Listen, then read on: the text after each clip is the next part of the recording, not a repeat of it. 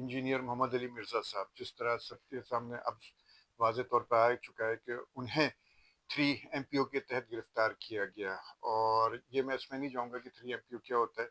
खैर, अब ये अल मुख्तसर मैं सिर्फ इतना कहूँगा कि मिर्ज़ा साहब की जो अब ये जंग है मसलक और नॉन मसलक की है। पाकिस्तान में तकरीबन हर शख्स किसी न किसी मसलक के साथ जुड़ा हुआ है। बरेलवी मसलक मेजॉरिटी में है, फिर देवबंदी मसलक, अहले हदीस मसलक और फिर अहले तशय्युह मसलक। मिर्ज़ा ने क्योंकि तमाम मसलक की एक तरीके से मंजी ठोकी थी और मसलक के खिलाफ खड़े हुए थे, तो फिर ये रद्द अमल तो खैर उनके खिलाफ आना था। क्योंकि एक चलती हुई दुकान किसी की बंद करें या आप किसी की रोज़ी पे लात मारें तो फिर ज़ाहिर बात है कोई थामने वाला आपको छोड़ेगा तो नहीं।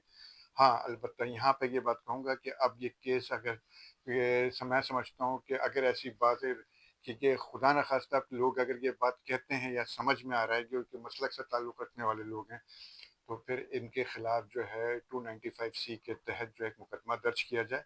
और गुस्ताख़ रसूल के मामले में तो कोई कंप्रोमाइज़ नहीं है। और दूसरी बात ये है कि फिर इसको अदालत में लेकर जाए, फिर कि ये इसका फ़ैसला अब अदालत करे कि मिर्ज़ा साहब सही थे या गलत थे। पर ये है कि मिर्ज़ा साहब से ज़्यादा सख्त अंदाज में डॉक्टर इसरार अहमद ने जो है रेफरेंस देते हुए ईसाइयों के खिलाफ भी बोला था। और क्योंकि वो मसलक के अगेंस्ट नहीं थे ज़्यादा, तो इसलिए उनके खिलाफ कोई इतना शदीद रद्द-ए-अमल नहीं आया। मिर्ज़ा साहब क्योंकि मसलक के खिलाफ बोलते थे, बहुत शिद्दत से बोलते थे, बहुत एग्रेसिव होकर बोलते थे, मुखालफत तो थी, तो बहरहाल अब वो मुखालफत जो है सामने रंग लेकर आ रही है। और यही मैं कहूँगा कि ये जंग मसलक और नॉन मसलक की थी। और इसी जंग के जो तनाज़ुर में मिर्ज़ा साहब के ऊपर ये जो है चार्ज लगा है।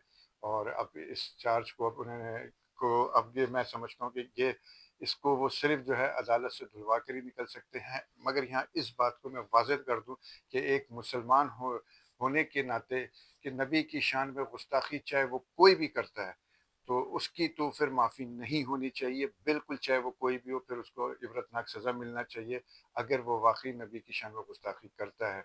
बट ये है कि अगर फिर इस पे मैं भी ज़्यादा नहीं बोलूँगा कि उन्होंने क्या बोला, क्या नहीं बोला, उससे ज़्यादा जो है वो डॉक्टर इसरार अहमद साहब बोल चुके हैं, बट उनके ऊपर कोई ऐसा चार्ज नहीं था। मगर अब ये है कि ये मामला अदालत में जाना चाहिए और फिर अब अदालत से ही मिर्ज़ा साहब जो है ना ग्रीन चिट लेकर वापस आ सकते हैं। जज़ाकल्लाह, शुक्रिया।